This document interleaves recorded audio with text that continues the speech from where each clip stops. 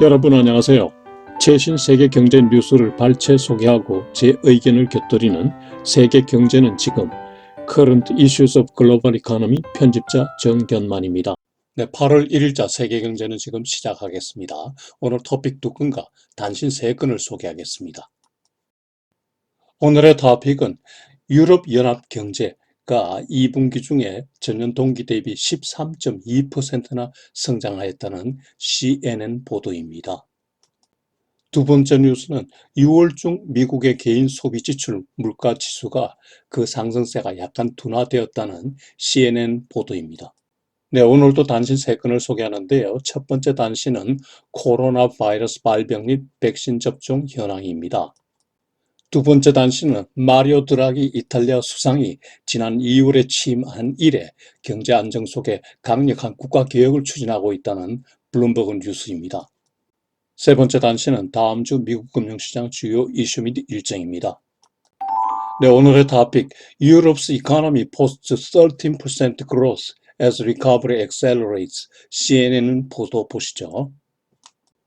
27개국이 소속된 유럽연합 경제가 2분기 중에 전년 동기 대비 13.2%나 성장하였습니다.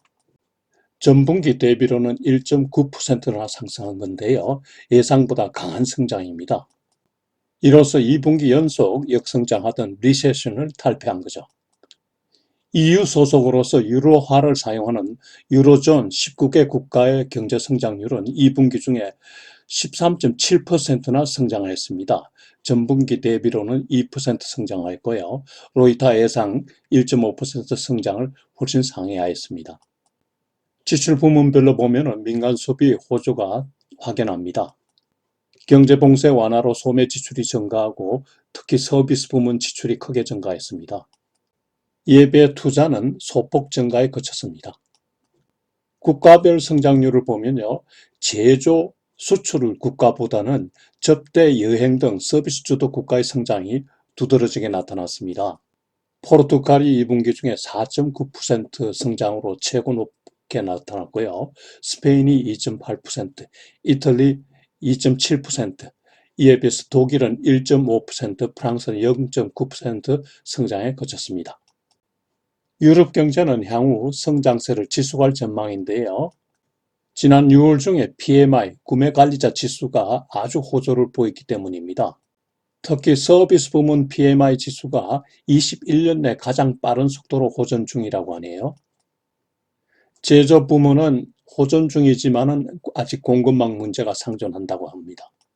다만 변종 델타 바이러스로 인한 하방 리스크가 아직 남아있죠.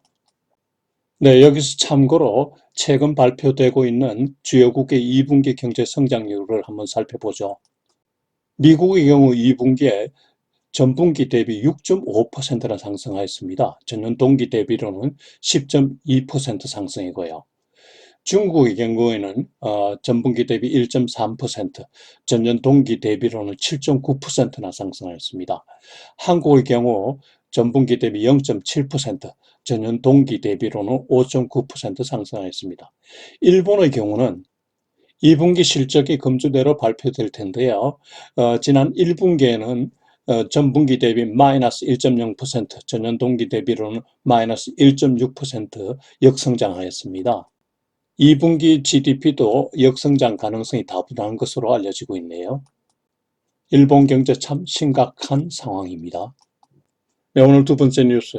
Consumer spending and incomes rose while a key measure of inflation dipped in June. CNN 뉴스 보시죠.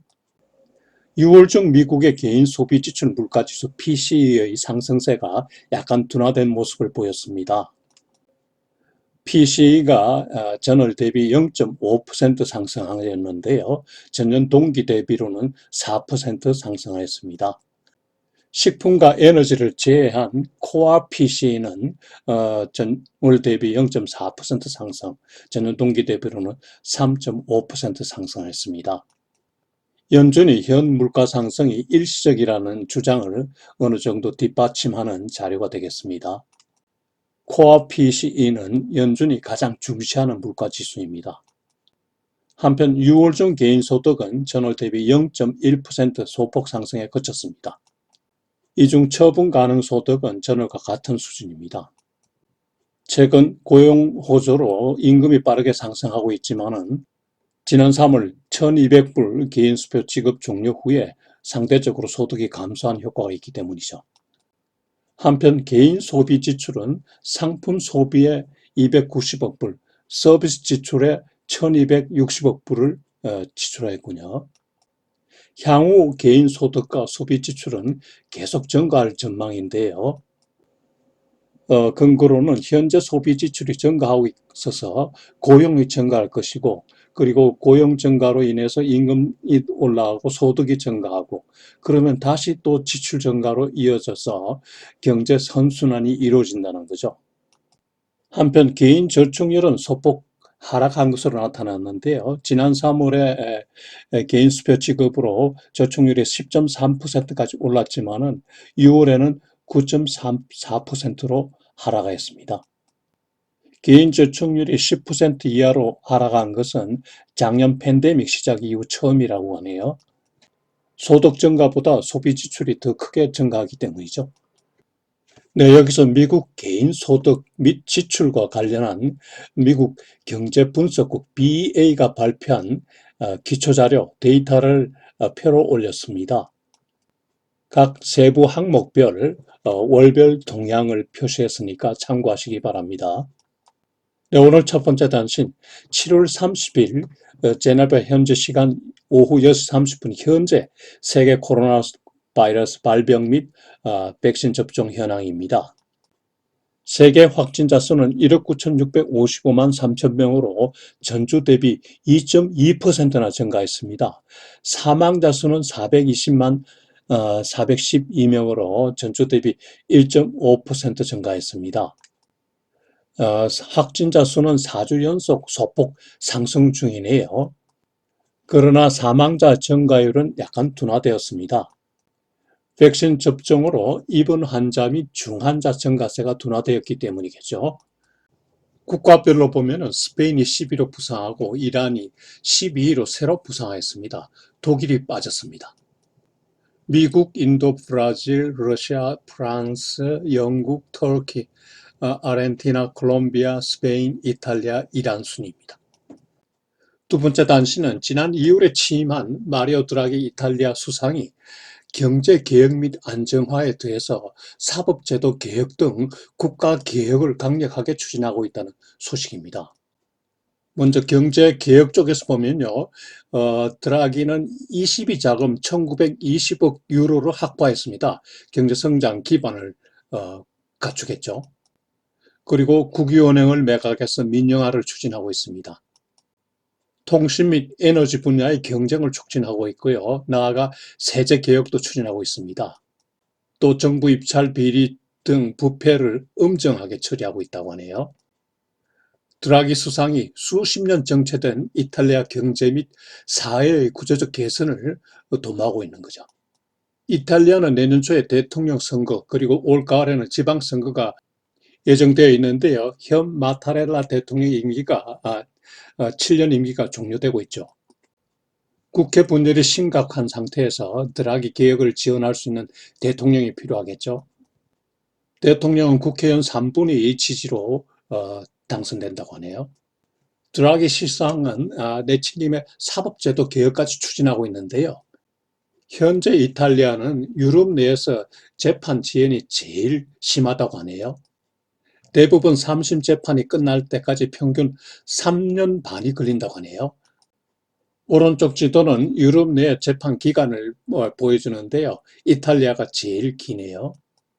그리고 형사 범죄 집행을 엄격하게 하고 민사 재판을 보다 단순하게 하겠다고 하네요. 또 정부 기관에 대한 재판 제도도 개선하겠다고 합니다.